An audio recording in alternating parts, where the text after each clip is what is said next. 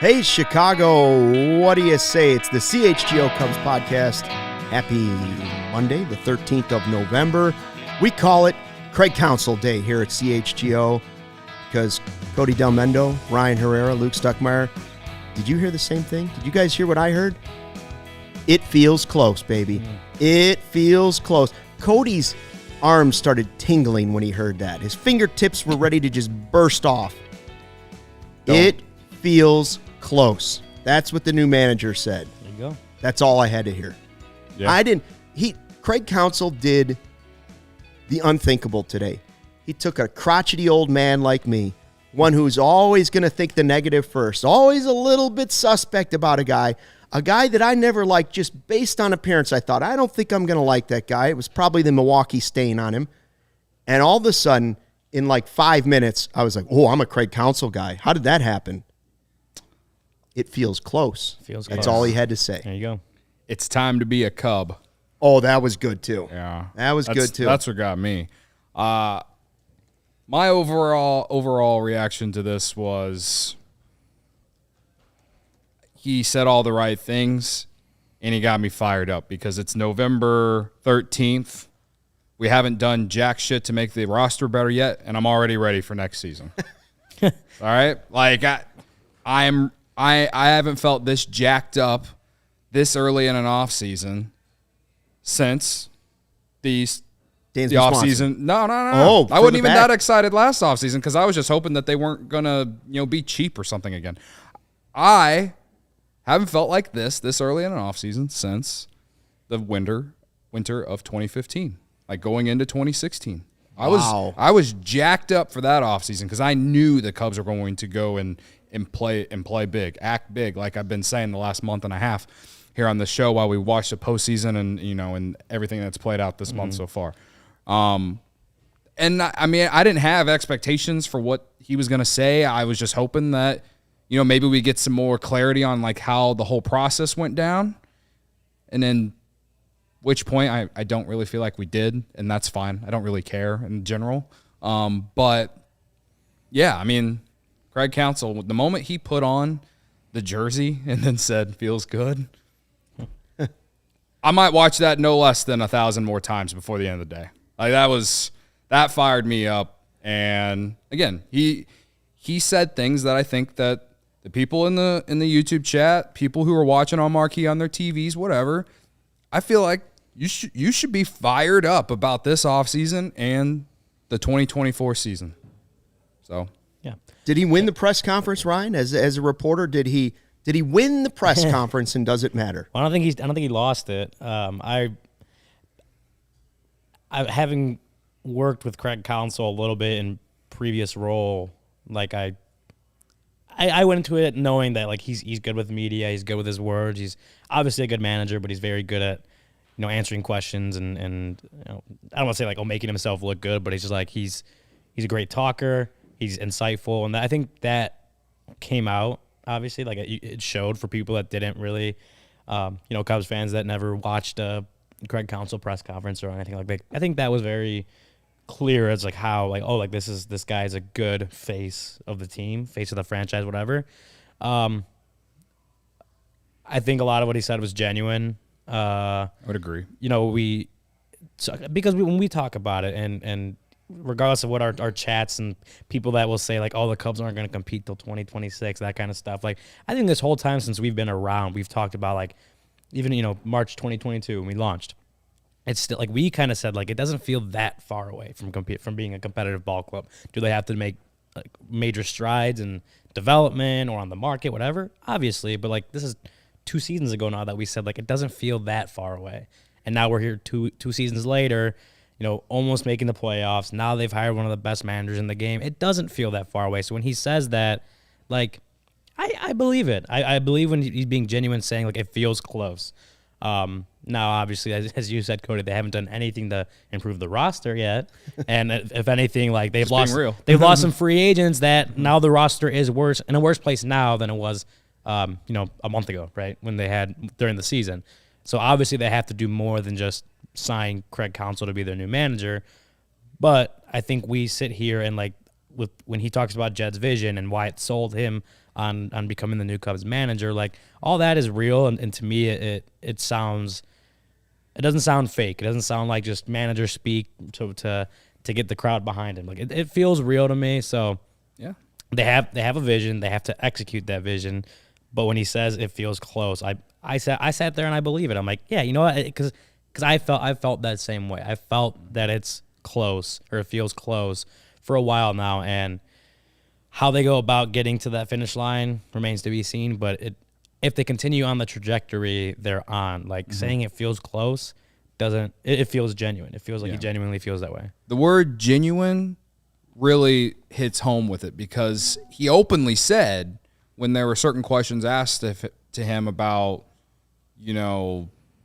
how are you going to bring your success from Milwaukee to the Cubs and all this stuff, like or there was even one question when they were like, have you reached out to any players yet and talked to them, to try to get to know them, whatever, introduce yourself to them. I think he said something along the lines of, like, he has started, but he's doing it slow because this whole process happens so fast.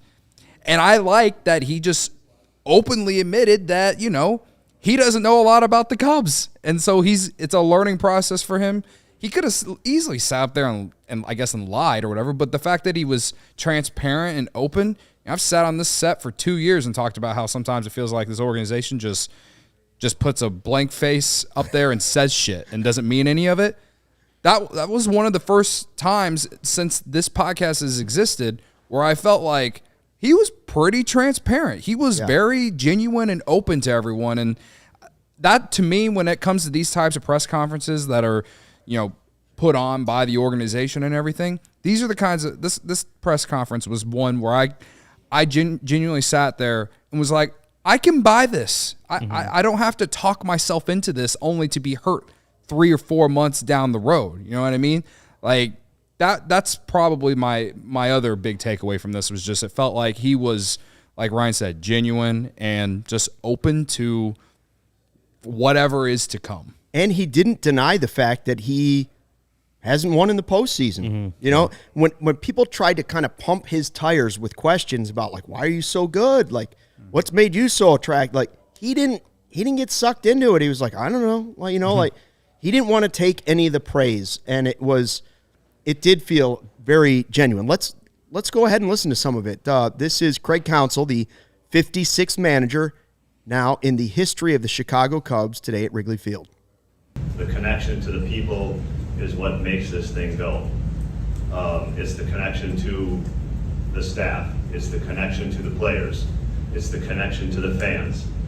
And that is the challenge I have ahead of me. It's a big one. It takes time, but it's the one that I have to get right.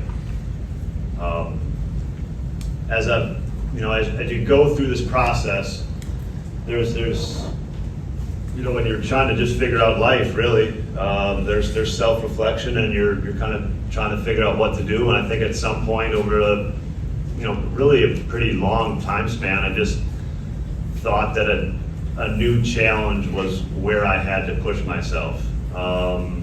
And really that's, it's about growth, and it's about just trying to, like, push yourself to a place that you're not at right now. And that's scary.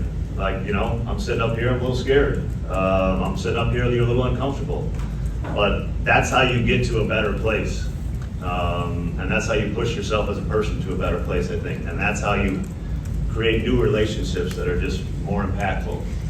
And through this process, that has already happened. And that's another thing that just tells you this is right, man. This is the right thing going on here, and this is something that's really special. So that's been a big part of this for me. From a baseball standpoint, I think I saw quickly that, like, the organization is just in great health, and like that, Jed presented a very compelling vision of that. It is time to be a Cub, right? There is momentum happening here, and it feels close. And that means there's a really exciting future ahead of us. and now it's my job to be part of taking us to the next level. All right, we'll hear more from Craig Counsell. Barb, we are back, by the way, live. Here's some things. I was mentioning that, like, he won me over. Counsell won me over from having been the Brewers guy. I was never a big fan for no reason whatsoever. It's just one of those things. That was the Brewers manager. He was arguing against the Cubs. Didn't like the guy. Now he puts on the Cubs jersey, but it was the things he said. My BS meter goes off faster than it did when I was 20. I just look at things a little more differently than I did 30 years ago. So does the BS meter ever go off in that? Yeah, well, sure. He's talking about the things that drew him in, and Jed was aggressive, and he brought us in. Well, yeah, he was aggressive with $8 million. Okay, that's the BS meter. Of course he's interested in the $8 million. But what Cody said is true. Everything else seemed genuine. Very little of it felt rehearsed. The guy admitted he was scared sitting there. Yeah. And I love the fact he talks about momentum and something that they're building there. So what's he talking about? He's not just talking about the farm system. He's not just talking about, I get to go work at Wrigley Field. I believe he's talking about the type of people that the Cubs are going about hiring, whether it's players, front office, managers. Talent is one thing. That's the number one thing. That's why I want Ohtani, because he's got all the talent in the world. But what does the guy have in here? And you just not that this isn't David Ross.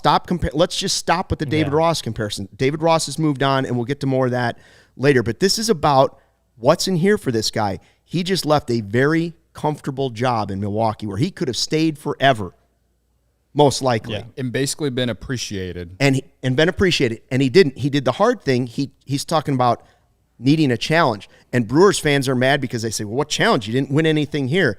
He just went in front of a media that's 20 times what he sees in Milwaukee. He's going to feel the pressure of a big market team. He's going to feel the pressure of now working with a lineup and a roster that's loaded financially, hopefully, at the end of this offseason. He's going to walk into a firestorm, and he realizes it, and he noticed it probably today, but he's willing to take the comfortability out of it and be like, okay, I liked my comfortable life in Milwaukee. Everything was good. But now I want to see what I'm made of. It's like a guy saying, I could stay here at AAA my entire life. Why not? I'm hitting 350, or I could challenge myself at the next level. I might fail, but that's how I'm going to be the best version of myself. Yeah. I love that. And they have gone about finding a way to gather people like Craig Counsell. You mentioned what's the last time you had somebody give a press conference where you felt like, this is genuine. For me, it was Dansby. Yeah. Dansby spoke, and I was like, this guy's not lying. He hates winning. Or he hates losing, rather. He hates winning. Well, he might hate winning. No, he hates losing, right? We heard that press conference. We're like, I believe 100% that this guy goes home after every loss and just wants to pound his head into a brick wall. Yeah. And will do everything. I feel that way about Counsell. I feel that way about Nico Horner. I feel that way about Ian Happ. I feel that way about Justin Steele. But a lot of these guys share one thing. Kyle Hendricks. They're smart off the field, too. These guys, they're not just getting the dumb jock, right? They're bringing in ball players who have talent and drive and intelligence. And in a game that's moving at the speed that it is today, it seems like a smart combo to go with. Yeah. Well, like you mentioned, Dansby, and that was the one when Cody said that. That's the one that popped in my head. It's like, it wasn't that long ago, right? It was a year ago. But, like, when Dansby spoke, it felt like, yeah, this guy really does hate losing. And, you mentioned Craig Counsell, and, again, not comparing David Ross to him, right? Like, David Ross hated losing. Like, that that always came through. And, like, when he was pissed off after some losses, like, you could tell, like, that, especially in 2022, like, losses really ate at him. So, like, that's not to say that David Ross didn't, but what's the difference between him and Craig Counsell? Whatever it is that Jed Hoyer appreciated more about what Craig Counsell does, or he says that Craig Counsell was the very top of, like, managers, right? It's hard to rank them, but he believes that Craig Counsell was right at the top of the managers. So it wasn't like David Ross wasn't doing this. He didn't hate losing, he didn't hate losing enough or anything like that. It's just when they, you compared David Ross to Craig Counsell, and Jed thought that Craig Counsell gave them the better chance to win now and in the future. That having him leading the team gave them a better shot in his mind at winning and winning consistently now and in the future. Again, we'll see whether this was the right decision, right? We'll see what happens with Craig Counsell at the helm. But when you talk about that new challenge, and that's something that he said a lot, was like, I just felt like I needed a new challenge, a new way to push myself, all that kind of stuff. Again, to me, that came out as genuine. Like, and obviously he didn't win in Milwaukee, right? He didn't win the World Series, so it's not like he had done everything he could possibly do in Milwaukee. But this it's a different market, it's a different organization, the resources are different, all that stuff. What can he do in a different situation? How can he improve? How can he get better in a new situation? If he felt like he couldn't challenge himself anymore in Milwaukee than what he can do in Chicago, then how he can be challenged in Chicago, then it makes sense to make a move like this. And again, money is going to play a factor, right? He's the highest paid, 40 million reasons. We get it. Yeah, highest paid manager ever. Like, it's hard to turn that kind of thing down. But as you said, he could have been in Milwaukee. He wouldn't have got paid that much, but from what's been reported, like, it wasn't that far off, right? He could have stayed in Milwaukee, been comfortable, maybe eventually won a World Series. Who knows, right? Like, they've had good teams the last 6-7 years. He could have stayed there and been really comfortable, or he could get uncomfortable, get himself a little scared, and go in Chicago and do this new venture, this new challenge. And I think outside of the money, like, that kind of stuff really did that. Once he saw the vision and agreed with it, like, that part of the job, a new challenge, really, that made it attractive for him to do. And so, yeah, he could have stayed in Milwaukee forever, probably been a manager there for a long time and been comfortable, but now he's got a different challenge. I'm not even going to say it's a harder challenge. It's a different challenge as a manager. So, and that's a way that he talked about that I believe is a new way to push himself and challenge himself to be a better manager and potentially win a World Series, Long story short, he's just bored in Milwaukee to me. So, it's pretty telling whenever you have all that success with those rosters that he took. And sure, they had some talent. They have talent that's there, right? But we said it every year going in. You always felt like you had a chance against Milwaukee because they would never take their team over the top because they don't have the resources or because they didn't, make that one move that maybe perhaps would have put them over the top. Maybe they overexceeded some of their expectations because of Christian Yelich's MVP part of his, tenure with the Brewers, whatever. But now you're with an organization that has shown that they will, when they feel like they're ready, they will use those quote-unquote resources to put the team over the top. And so I think when you're talking about he needs that new challenge, it's like, okay, what can I do with an organization that is going to go above and beyond to try and put a winning roster out there, right? Like, can I be that guy? Can I still be that guy with that? And yeah, obviously we're going to see. The more I think about it, it's like, okay, he was able to take all these no-name guys in Milwaukee that's not named Christian Yelich or William Contreras and put together a division winner. And I guess Corbin Burns and Brandon Woodruff, whatever. Those four guys. Josh Hader and Devin Williams. Whatever. Whatever. You were able to take less than 10 guys that outside of those guys and a bunch of no-names that no one has ever heard of or has ever thought were elite players. You were able to take all those guys and make yourself a contending team, at least a division contending team year in and year out for not one, not two, multiple years. You take a guy who could put the guys in the right situation time after time after time, get the guys to play their best baseball in September, time after time after time, and you take that guy who was able to do all that and put him with the Cubs, who will attract high-end free agents on top of having a top-5 farm system, on top of having already really good players on their team, and as we said, are on the rise. It makes you want to dream a little bit, man. It makes you want to dream a little bit. And, again, they have a lot to do this offseason. This is still a fringe playoff team. Maybe not a playoff team right now, considering Cody Bellinger is technically not on this roster. But to see how this offseason started with him and to see what he's done in the past. You put that on this type of market, this type of organization that has shown in the past that they will go above and beyond when they feel necessary to go over the top and try and win a World Series, not trading your number one closer at the deadline when you're in first place. Like, the sky is the limit with this guy as the manager of this organization, man. I firmly believe that, and I've believed that since the moment I said that they should at least give the guy a call. Like, I firmly believe that if he was the manager of this team last season, I feel like he would have added a few more wins just based off managerial decisions alone. Like, I feel like if this team really does go all in, you know, the odds of them getting all these dudes that we've talked about, like, you give this guy this on top of the managerial skills that he has and is proven, like, October baseball isn't going to be something we sit here and laugh about next year. He wants the added pressure of Chicago. Yeah. Managing at Wrigley comes with more pressure than managing in Milwaukee. That's just, it's undeniable. You can't tell me it isn't. It's a bigger job, it's a bigger market, bigger scrutiny, all of it. So when you fail, the fail is worse, all of it. So he wants that pressure, and he talked about Jed being aggressive. That's the other part that grabs your attention. Jed was really aggressive with this. So what does he mean by aggressive?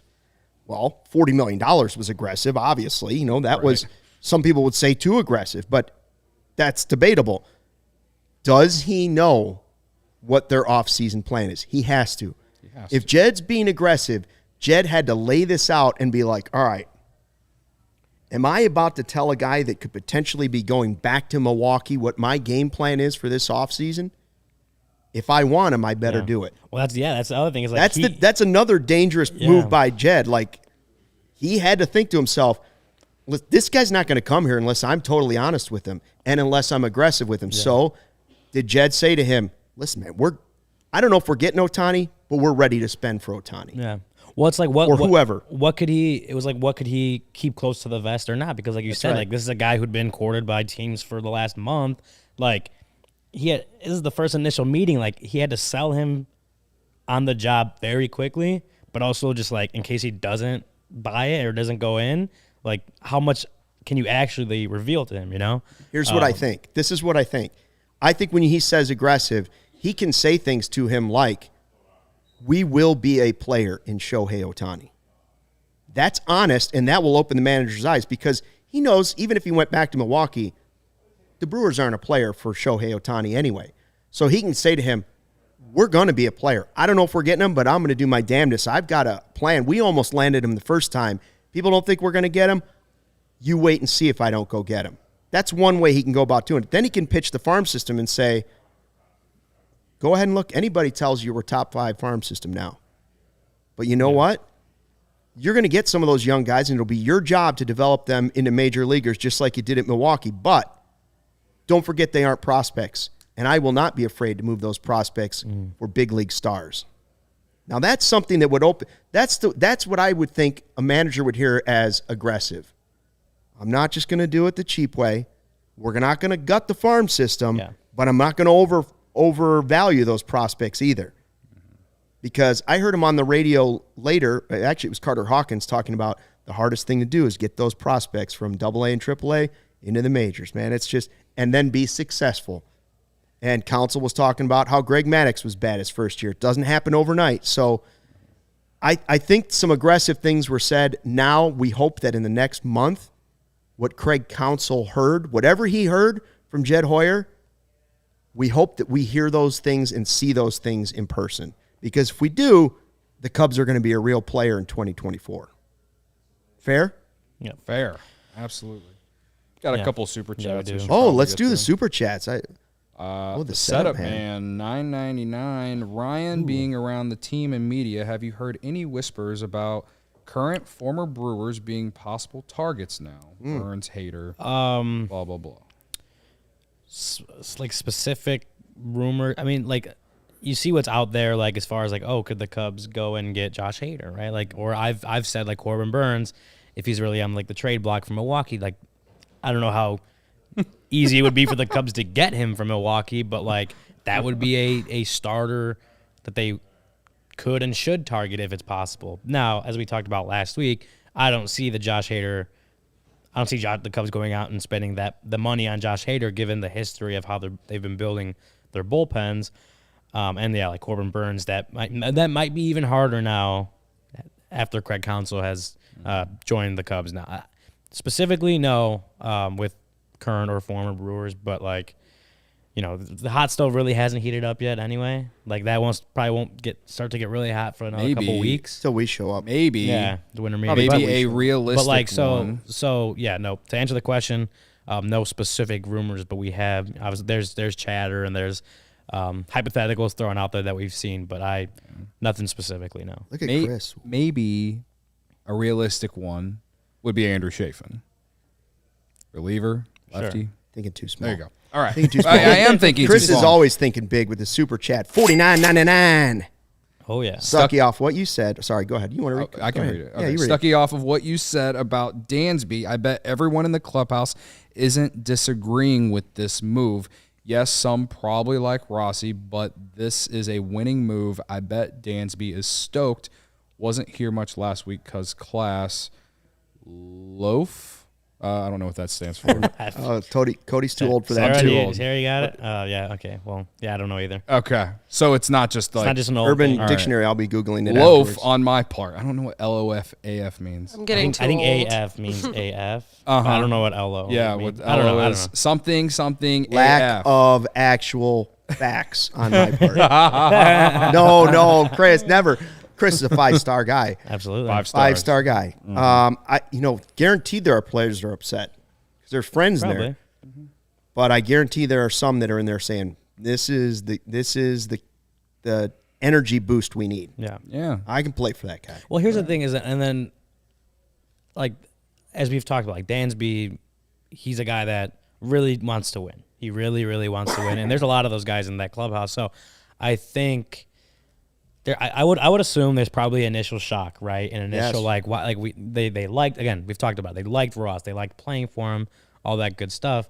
But then when you sit back and if you're a player, you sit back and like you said, it's like this is a winning move. This is a move to get one of the best managers in baseball. It's not personal, like it's part of the business, right? I think players, especially the ones that we know, like they just really want to win. That's it. They just want to win.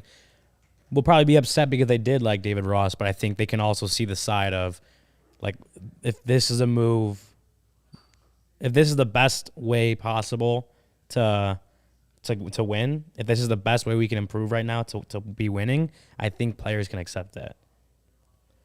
Loaf, lack of freaking effort. There we go. Did not. LOFE. Nice. Okay.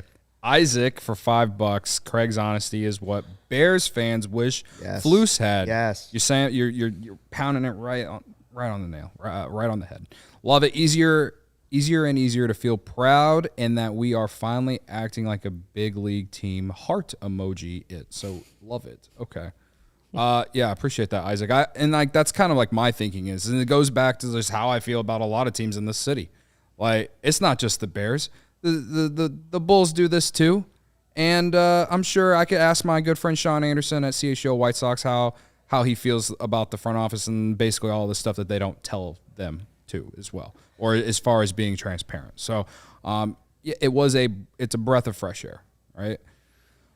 Fernando, welcome Fernando. We always appreciate you. $1.99. When is Cubs CHGO going to sit down with the Counsell interview? Ryan, you gonna ask him? We'll see if I can work. I'll see if I can work my magic on that one. Yeah, hopefully soon. I mean, if we can get Joe Madden on here like we did last offseason, Craig Counsell should be possible, right? We'll see. And we got Ben Zobrist. He's a World Series MVP. So just tell him about the beer bats. Yeah, seriously. Probably. Talking about the Well, again, we'll talk about the softball championship. Yeah, I really that's right. Hey, I really want to be around winning. Like, can I hold That's the it. cup? That's right. Like, you want to know what winners look like? Come on over to our place. We'll show you our trophy case. We're currently the champion team of the city, right? Yeah, that's what I'm saying. The most recent City's championship. champions. Yep. Yeah, City of Champions. $4.99 from Kevin. I don't want to say your last name wrong. We have discussed this before, why I won't try and say it.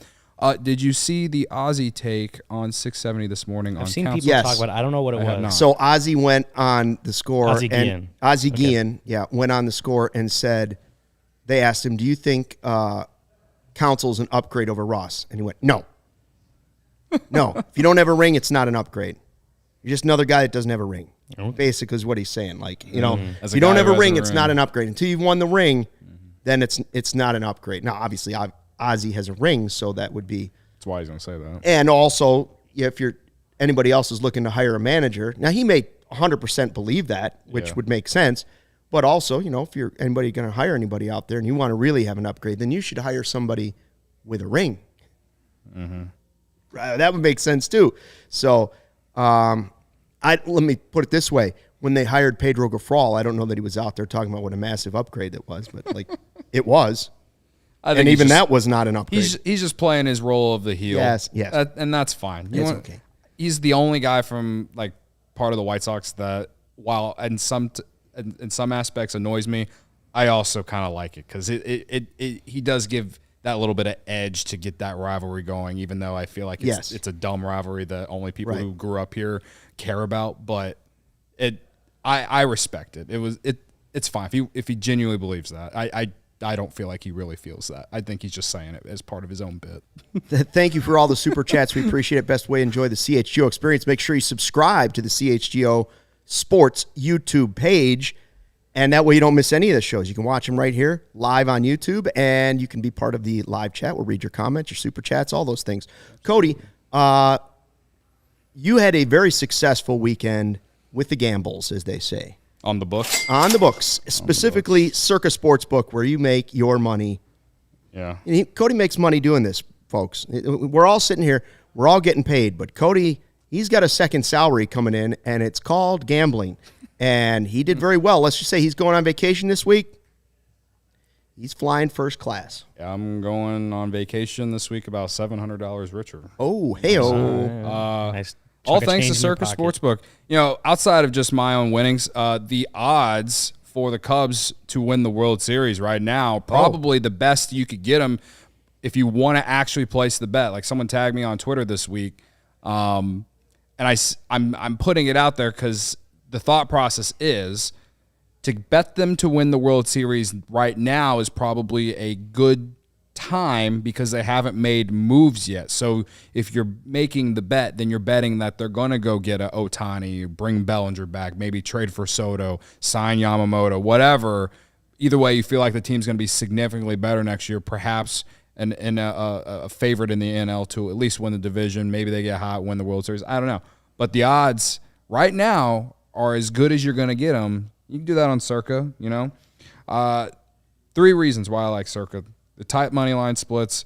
Games will strive to be -110 split on the CIRCA Sports menu, unlike other sports books, which may use a -115 or -120 splits. CIRCA Sports keeps as little money as possible on large market bets, especially compared to other books. CIRCA Sports does not limit players based on their winnings. Every player has the same limits, unlike other books who do limit winning players.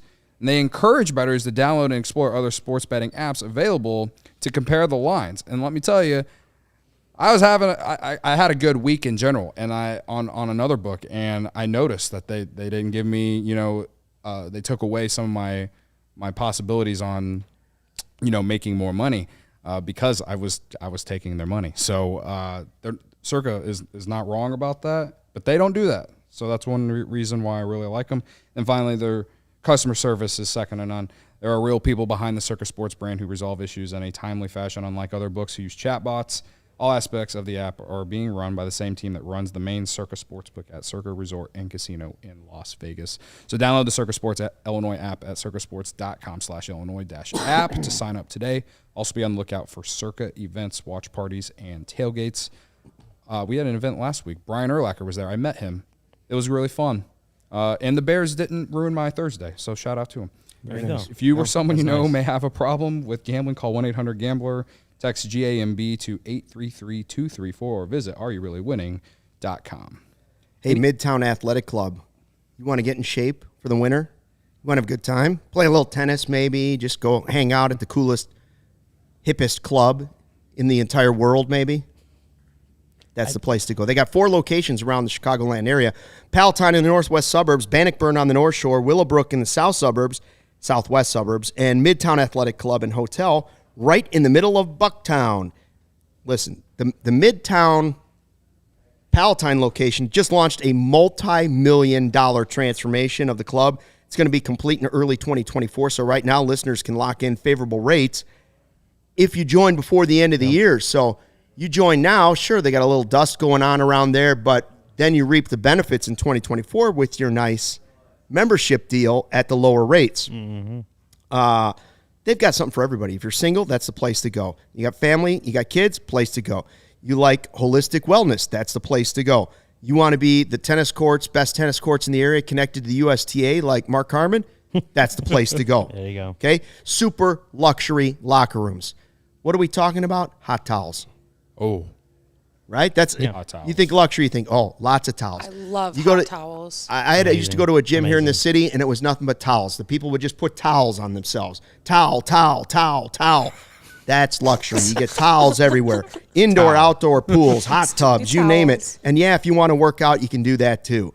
They've got cross-training, group exercise, boxing, spin, cycling, yoga, high-intensity interval training. Head over to midtown.com/CHGO. Find out more and tour the Midtown Athletic Club nearest you. This is screaming Ryan Herrera. Oh, okay. You want to get out of your comfort zone? Oh, yeah. You want to get over 300? You want to bench over 300, Herrera? Get to Midtown Athletic Club. You got to get out of your comfort zone. They're going to push you to the next level. I am looking forward to Yes. signing up at Midtown. You and It's- Steven, It's you, right down you the street compete. from my house. That's Me- right. You compete, but Midtown's going to take you over Me the and top. Ryan were in a Zoom meeting with the people at Midtown last week, and it is confirmed that Mike Talkman goes to their one in Palatine. Bingo. So Bingo. So maybe they want to hook me up with that membership in Palatine. Yeah. Palatine, Arlington Heights are neighbors. Yeah, you got 2 kids I'm now. excited to go. And they have basketball courts too. I've been trying to Looking for a pool. I've been trying to hoop for 2 years living in this city, like on a nice court. They're not everywhere, but Midtown. Yeah, Midtown. Yeah, they're there. Midtown's got it. All right. So, again, Craig Counsell introduced at Wrigley Field today. It is the Craig Counsell Day here at CHGO. Happy holiday to everyone. Let's hear, Sarah, him talking about David Ross because, of course, it's a touchy subject because Counsell left Milwaukee. People in Milwaukee are mad. Some people in Chicago are mad that Ross is out and that they took the Milwaukee manager. But it sounds like the two of them are pretty good. Yeah, I mean, look, David is a very good man. David texted me probably before the news broke here, and I called him back immediately. We had what I think is a very good conversation. That gave me, I've always had great respect for David. That gave me the ultimate respect for David, the way he handled the conversation. So. This is part of this business is really difficult and it's really cutthroat. And as a player, I've lived it, David's lived it, every player lives it every day. But I respect the heck out of David Ross. Wow, so he actually had a conversation Yeah. with him. What did you make of that whole interaction? Again, when I say genuine, like I think like that's got to be hard, right? When you're like just baseball, like the fraternity of baseball, right? Especially but then you go just managers. Right? There's 30 of those jobs. Like they don't. I'm not saying Craig Counsell and David Ross were ever best friends or anything, but like former players turned managers. Like there's a little level of respect there at least, just based on the job. And so like Craig Counsell so quickly being offered like David Ross's job while David Ross still has the job, like that. As much as he wanted this job, right? As much as Craig Counsell probably wanted this job, that also probably like weighed on him a little bit. It's like I'm taking this guy's job, a guy that I respect, and so obviously he went through with it. And David Ross, he had some comments from a newspaper down in Tallahassee last week, but now this is the first time we've heard that like he reached out to Craig Counsell. Craig Counsell said it may have even been before the news broke for us. So like. It was very early on. It was over a week ago. And David Ross, both in his comments to I think it's the Tallahassee Democrat, something like that. Yep. And to what Craig Counsell told us today, took the high road. He could have been bitter. He could have been mad. Could not have reached out to Craig Counsell. And would anyone blame him? I wouldn't, right? If he was mad about it, I wouldn't blame him. Like, he literally got replaced while he still had the job. But I think knowing David Ross, knowing who he is as a human being, like, did he want to lose his job? No. But was he going to be gracious in the exit? I think that's David Ross. Like, David Ross is a good dude. So to hear that he reached out to Craig Counsell and they had a good conversation and David Ross handled things the right way, that doesn't surprise me. And so I understand where Craig says, like, I've always had respect for him, but now I have the ultimate respect for him. Like that, to see that the way David Ross reacted to it when he could have had a completely different reaction and no one would have blamed him, I think to Craig, like, that may have even given him a little more relief in that, like, okay, he's probably pissed that I took his job, but at least we can have a good adult conversation about it. I think that, like, for me, like, if I'm taking someone's job, that would weigh on me a little bit, especially if it's a guy I had respect for. So I think that helped Craig Counsell a little bit too. Correct me if I'm wrong, but I believe Counsell said that David Ross reached out to him. Yeah, that's what I said. Right? Like, okay. So yeah. I couldn't remember. But the fact that David Ross reached out to him to, I guess tell him, I mean, I assume in some fraction wished him well or whatever, but also, just, I don't know. There was obviously going to be tension there if they didn't talk. And the fact that he, like Ryan said, took the high road, I think says a lot about the kind of person that David Ross is, because we've seen over the years here with guys who have come and gone, and there have been some hard feelings that didn't get resolved or whatever. I would say I tweeted this over the weekend after that article from the newspaper in Florida came out.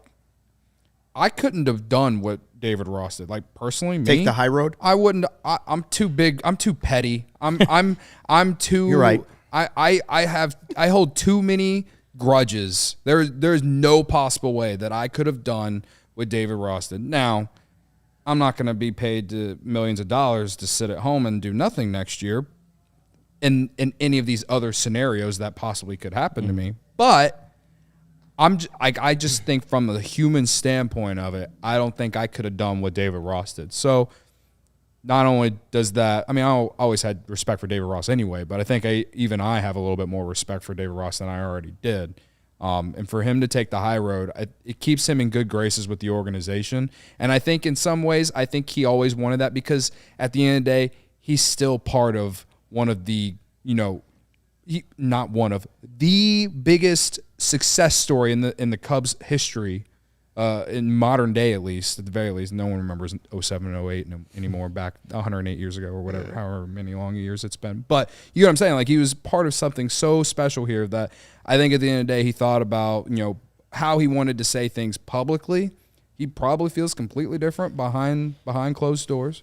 But that, again, I don't think I could have even been that way publicly. So I think from a fan standpoint, at least looking on this,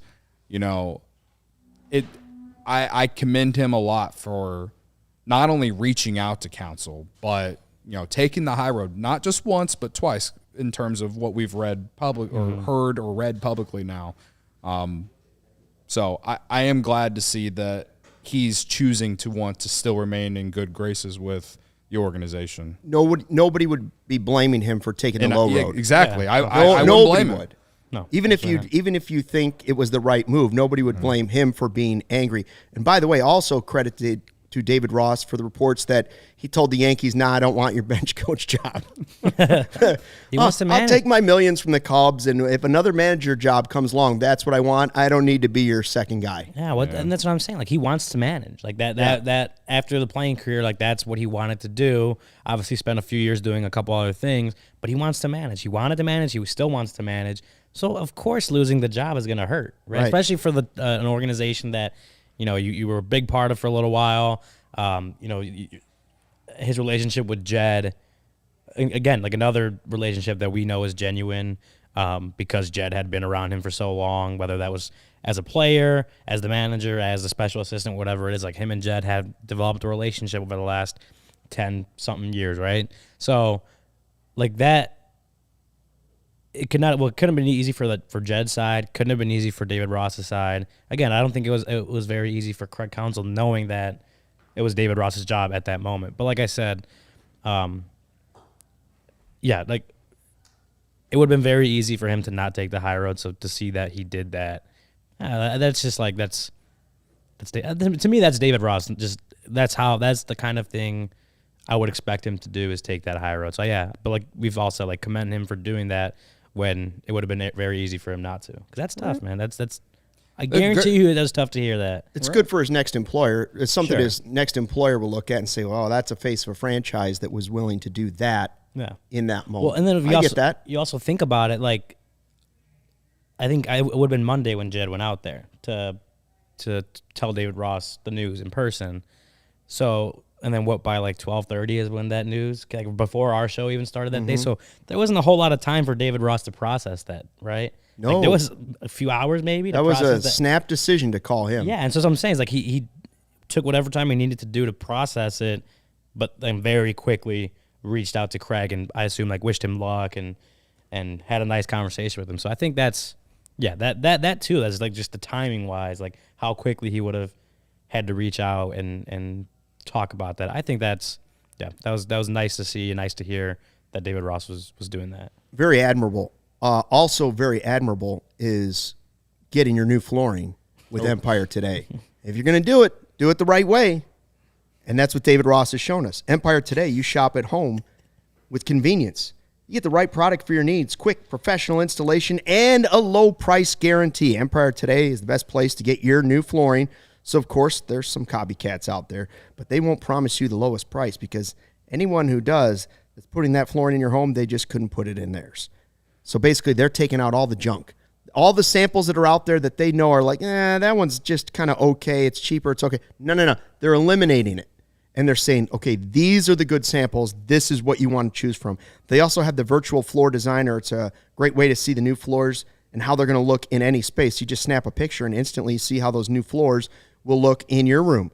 And you could shop at the big box store, but that can be frustrating because you might be talking to a guy who was working in plumbing yesterday, and now he's trying to sell you, high luxury vinyl flooring. It's like, well, what does this guy know? He was over there selling toilets 2 days ago. Now he's trying to sell me carpet or flooring. Doesn't happen over at Empire because flooring is all they do. They pride themselves as a convenient shop-at-home service.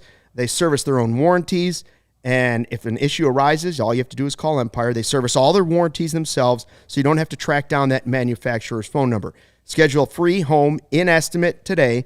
All listeners can receive, wait for it, $350 off. What a discount. $350 off when you use the promo code CHGO.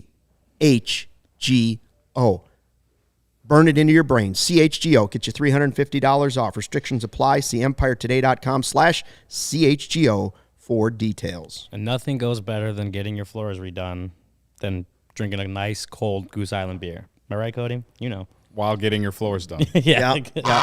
Are you sitting there watching them fix your floor while also drinking a beer? Yep, there you go. Goose Island is the official beer of CHGO. It's been Chicago's beer since 1988. I'm telling you, like, Craig Counsell must have looked, like, when he was going, because, he lived in Milwaukee. He didn't live that far from Chicago. A lot of beers. But he probably saw that beer roster. He's like, I need to be in Chicago ASAP, right? They got the Oktoberfest, the Beer Hug family, 312 wheat ale, full pocket pills. Cody, tell everyone what you like to chug in the beer bet. The full pocket pills. Smooth. Grab ultra fresh brewery exclusive beers at Goose Island's original brew house on Clybourne Avenue in Lincoln Park, or from their tap room on Fulton Street in Westtown. Goose Island Beer Company, Chicago's beer.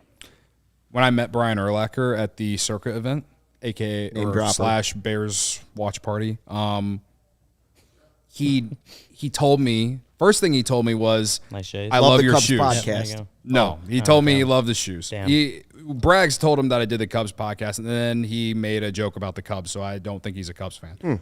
Jerk. But, he told me I had nice shoes, and then he pointed out, oh, you're drinking Goose Island? You're a good dude. And I was like, you bet your ass I am.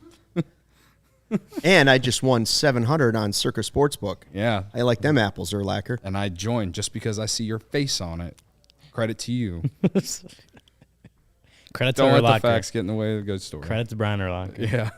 So we got another we got a watch party coming up. I think Right? they have one this weekend, right? Yeah, For Gus's. Sunday's Is game? it Gus's bar? Someplace in Oak Lawn. I think that's where it's at.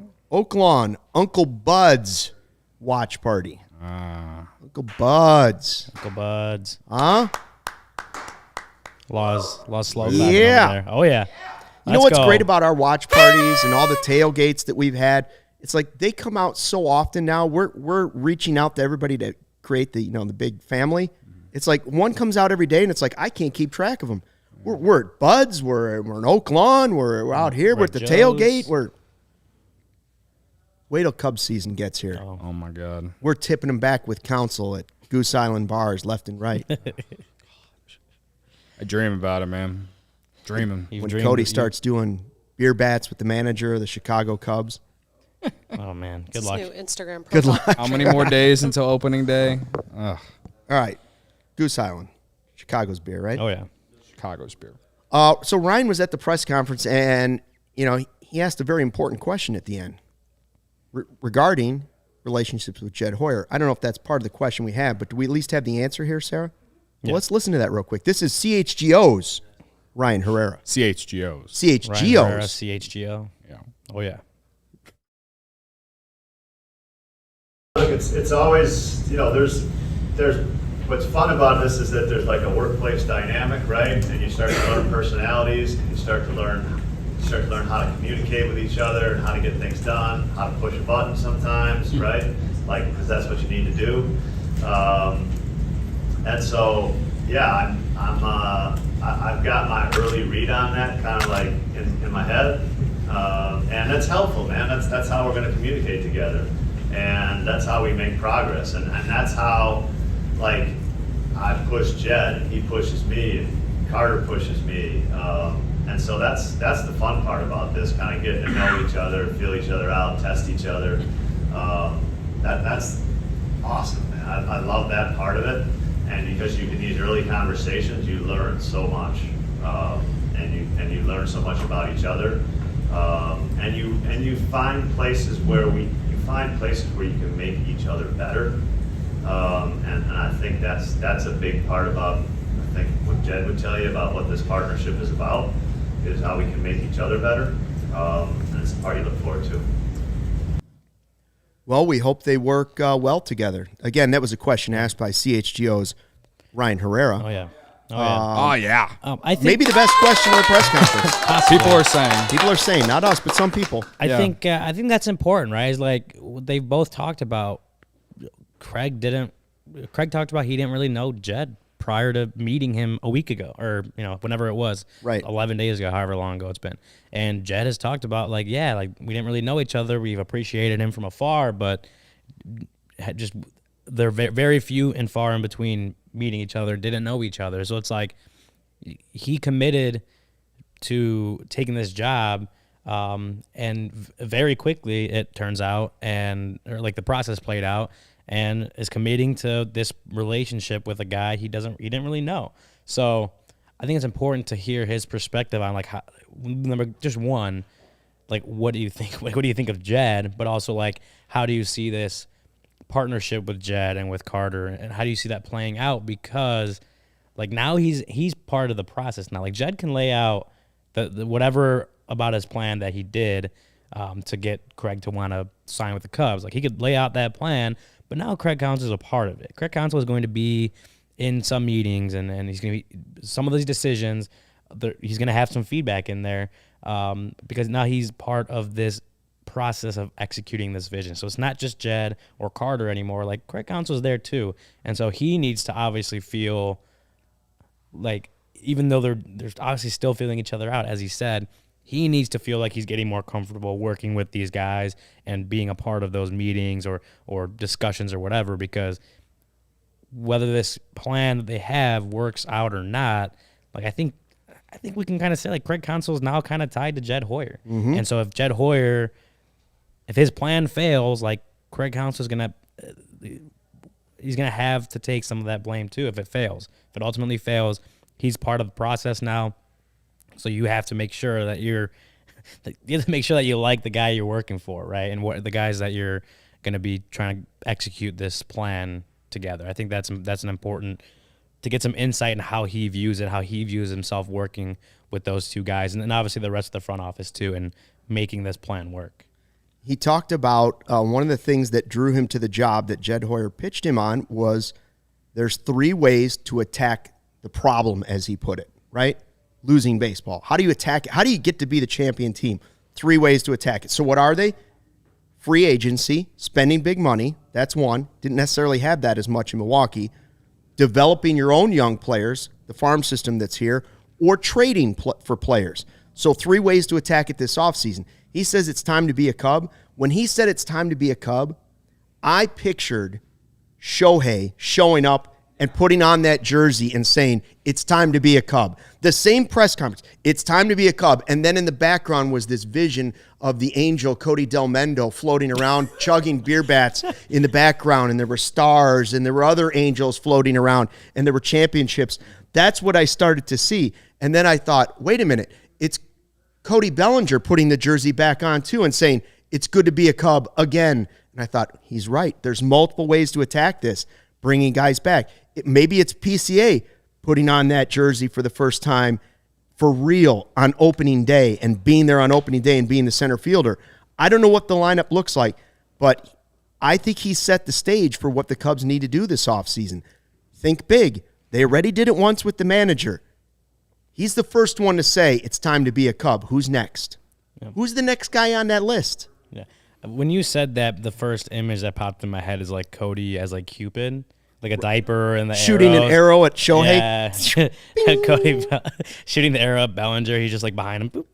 It wasn't in a diaper, although he doesn't wear pants to the show sometimes, and then they go on a 10-game winning streak. According to the chat. According to the chat, yes, that's right. All right. But that's only according to the chat, all right? But am I wrong? Like he talks about that's what he wants. Yeah. It feels close. You know what feels close? It feels a lot closer when Shohei's on the roster. Feels a lot closer when Bellinger's on the roster. Mm-hmm. Feels a lot closer when you sign Yamamoto this offseason. Yeah. Bing, bang, boom. Think big, baby. Been preaching it for the last month and a half, man. We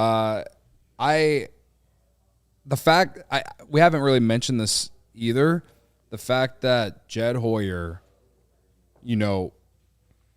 talked him, convinced him into what the future could be here. Says a lot about him and his position, because 2 years ago, I don't know if we could have sat here and said that we were confident that Jed Hoyer could lure in big free agents or, land a signing of a manager like this, whatever. Obviously, he hasn't signed Shohei yet or traded for Juan Soto, whatever. Like, he hasn't made the biggest move possible in the franchise's history. He's made good moves. He signed Dansby last year, and right now it looks like it's looked like a great move, right? But I think you have to give Jed a lot of credit for getting to this position, because, again, 2 years ago, I don't think a lot of Cubs fans were confident that Jed could be a good talker to convince people that couldn't be a good enough salesman without Theo, right?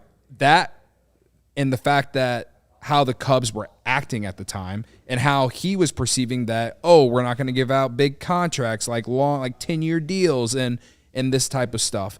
And sure, I still don't think the Cubs are going to give out a 10-year deal, but all I'm saying is that Jed did something that a lot of fans didn't think that he could do. And I think with his relationship that he was just talking about with Jed and Carter, it's very important. Obviously they will butt heads on certain things, but I think when it comes to those three and how they communicate and all of that, it's not starting at the top, because at the top it's ownership and how they want to act and how much they want to invest into the team. But when it comes to baseball, the baseball department in general, those three, it's all three of them have to be on the same page and understand where they want to go. And based off what he said, I think it's off to a good start. They don't know each other very well yet, but they have all off season to get on that, to to work on that and become, good work. A good work companionship or whatever. We're good in the workplace. I don't know, but working relationship. Working relationship. There you go. That's it. We'll And get so, there eventually.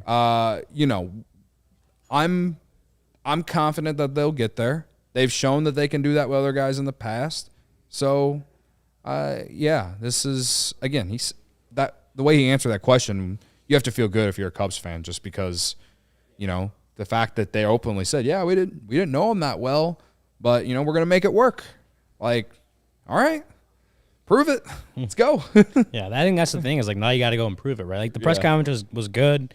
I think seeing, like, the chatter on Twitter, like, fans were very happy with the press conference and the things that Craig Counsell had to say. Mm-hmm. But now it's all, like, what do you do after this, right? Like, you can't – the words aren't just going to be – like you're not going to be good after that. You have to, whether that's Jed and Carter or Craig Counsell in games, like they all got to do something to make it work. And so, like I said, they're working together in this. Like Jed and Carter are going to make the ultimate like roster decisions and whatever, and Craig Counsell is going to make in-game moves, lineup, whatever.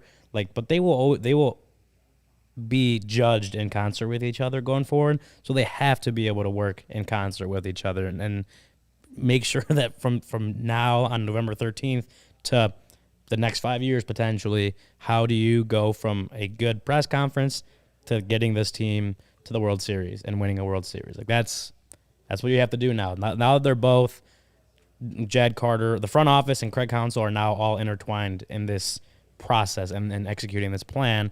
How do you go about and do it, and how do you do it successfully? Otherwise, you're all going to be judged together at the same time. Whether you fail or whether you succeed, you're all going to be judged together now. And it's interesting. It was a different press conference, certainly different than Joe Madden, who was talking about doing shots and a beer in Hazleton. And it was definitely different than David Ross having the swag of having been carried off on the shoulders of his championship teammates in 2016. This was a guy who doesn't have any of those things, right? But I left it feeling just as confident as any other big move the Cubs have made. It, for some reason, it reminded me of being the managerial version of bringing in Dansby Swanson. The two guys just seem a lot alike. Mm-hmm. Like really want to do it, really investigate, really think about how they're going to make themselves better at their craft on a daily basis. So we're going to find out, and hopefully we find out that the front office isn't done making big moves, that this isn't just the peak of that. I have thought that one thing we could do here at CHGO to welcome in Craig Counsell as the new manager, the 56th in the history of the Chicago Cubs, would be to throw the CHGO diehard card at him. Just throw it at him. Just put it in the mailbox, send it over, 1060 Addison, and be like, here it is. And be like, what the hell is this thing? Be like, hey, man, that's the CHGO diehard card. And he'd be like, what is it? It's the CHGO diehard card. And you can get it by signing up to be a CHGO diehard. You'll get premium written content, all of it for the members at allchgo.com. Craig, you'll also get 20% off all of our events. If you want to join our tailgates, takeovers, bingo, 20% off for Craig Counsell. You get dope merch from all of our teams, 20% off all that dope merch all the time. Look at the sick drip we've got for our new lids. 4 new hats to choose from this holiday season. Ryan's wearing one right now. Ryan's got one on right now. He's got it all turned around. He's going to show it to you. There's one of the 4 lids right there. Oh, yeah. Right Mine's still coming in the mail. So. And, Craig, you get a free shirt when you become a member, so you can pick out whatever one you might want. Maybe you want the meatball shirt from the Bears. Don't know. Whichever one you want, we'll ship it out to you.